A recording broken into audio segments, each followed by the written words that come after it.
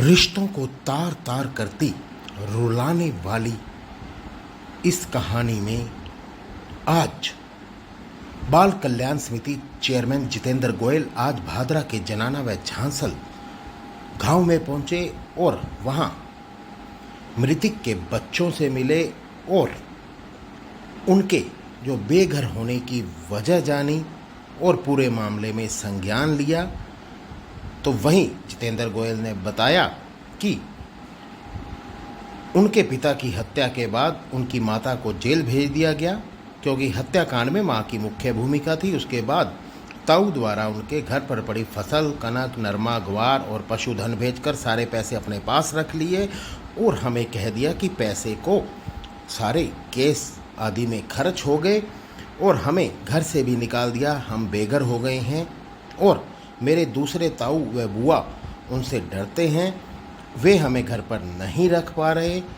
हमारा सारा पैसा ताऊ ने हड़प लिया और हमें लवारी स्थिति में घर से निकाल दिया। बच्चों की पूरी बात सुन जितेंद्र गोयल भावुक हो गए और उन्होंने तुरंत भिरानी थाना को सूचित कर मौके पर बुला बच्चों को शीघ्र न्याय दिलाने के संबंध में पत्र लिखा। बच्चों को एक बार पुलिस जांच के दौरान दूसरे ताऊ के संरक्षण में सौंपा गया है और बच्चों को ये भी कहा गया कि अगर आपको लगे कि आपका कोई रिश्तेदार या अन्य कोई आपको देखभाल करने में असमर्थ है या नहीं करे तो CWC आपके संरक्षण को लेकर आपकी देखरेख करेगी। तो ये जो यहाँ तक मामला था इसमें जितेंद्र गोयल पहुँचे हैं। बच्चों को बेघर जो कर दिया गया उस मामले में आपको पूरा मामला बताते हैं। बता दें कि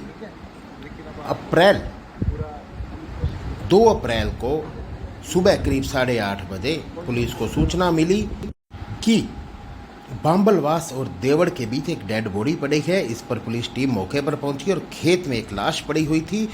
सीआई ने तब मामले की पूरी जब जानकारी दी थी उसमें ये सामने आया था कि जगदीश पुंदर देईदास जाट ने डेड बॉडी अपने भाई जयकरण पुत्र काशीराम जाट की होनी बताई थी, जिस पर पुलिस ने पूरी रिपोर्ट जो लिखी और उसमें मामले की जांच शुरू की।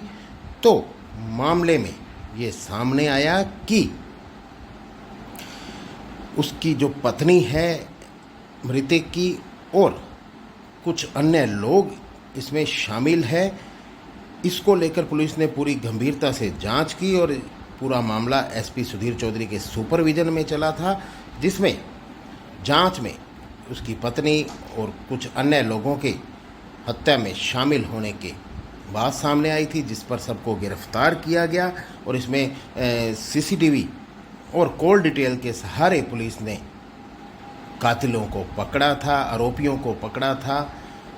पुलिस पूछताछ में आरोपियों ने हत्या की बात भी स्वीकारी थी और जो मामला सामने आया था उसमें जो पत्नी किसी अन्य व्यक्ति से जो उनके घर पे आता जाता था उससे प्यार करती थी और जो पति है वो अपनी पत्नी निर्मला के साथ मारपीट करता था। तो उनके घर पे एक सुरजीत नाम के व्यक्ति का आना जाना था, जिसके बाद निर्मला और सुरजीत में संबंध बन गए और उन्होंने जयकरण को अवैध संबंधों में बाधा बनने पर उसको रास्ते से हटा दिया।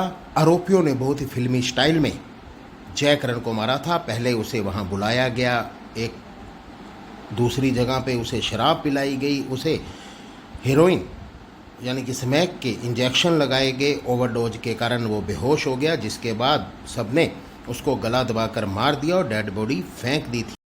और इतने बड़े हादसे के बाद अब बच्चों पर भी दुखों का पहाड़ टूटा है और बच्चों को उन्हीं के ताऊ ने बेघर कर दिया, उनका पैसा खा गया, ऐसा बच्चों ने आरोप लगाए हैं बाल कल्याण समिति के सामने।